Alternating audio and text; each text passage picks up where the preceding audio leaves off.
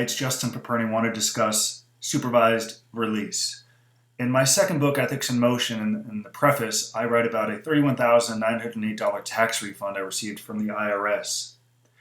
Immediately after receiving that tax refund, as I wrote in the preface, I alerted my probation officer.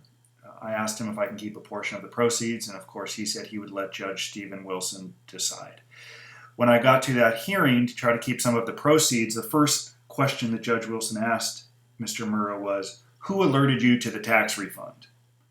And Mr. Murrow said, "Mr. Paperny alerted us to the refund." I assured you, had they learned about it, and had I not disclosed it, I believe I would have been remanded to custody. I share this lesson because earlier today I received a call from a white-collar offender who's been home for about 6 months, now 6 months into his 3-year term of supervised release. He received a tax refund. And I know that he received this same letter that I received, stating that you have an outstanding financial obligation to the court. You are not to spend any refund prior to contacting your probation officer, at which time the amount of the refund to be applied to your outstanding obligation will be determined.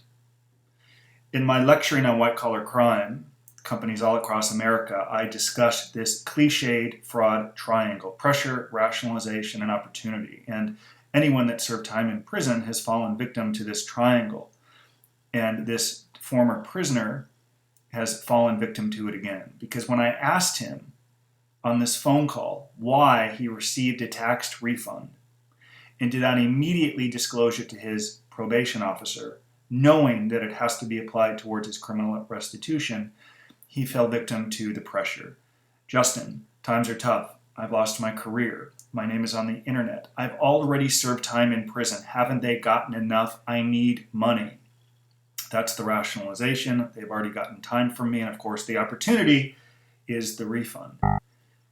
When I speak with defendants, I usually ask them, what is their highest value? And most of them say family, freedom, freedom, and family. And this former prisoner is learning the hard way that it's one thing to say something and another thing to actually follow through, because he is now scared to death that he might be returned to federal prison because he's going for a violation hearing shortly.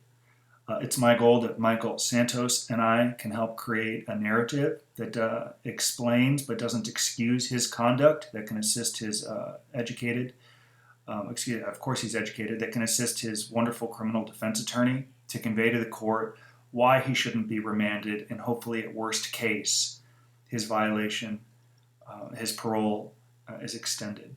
So as a quick lesson to all of you listening who might serve time on probation, it's not unlikely that you could be on probation longer than you are in prison, and I beg you to better understand how everything you say, everything you do in prison now and beyond can influence the rest of your life. And we have to make decisions with the understanding that Big Brother is always watching over us.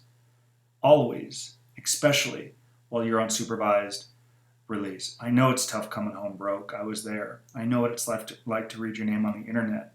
I was there. I know what it's like to lose careers. I lost mine to sell real estate and stocks, to lose friends, to lose money.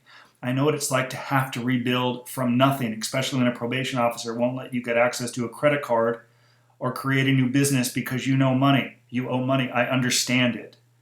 There is nothing worse, however, than returning to federal prison and enduring the continuing fallout from your conviction. Think differently, prepare, and just imagine, if done well, what your life can look like with hard work, knowing there'll be some tough days along the way. That's not motivational. I don't do the motivational stuff. It's accepting responsibility. Don't say family and freedom are important to you. Embrace them on a daily basis, and you'll never have to make a call like this gentleman did today, fearing that he's going to go back to federal prison. I encourage you all to work hard. Please call 818-424-2220 with any questions. Thank you so much. Bye-bye.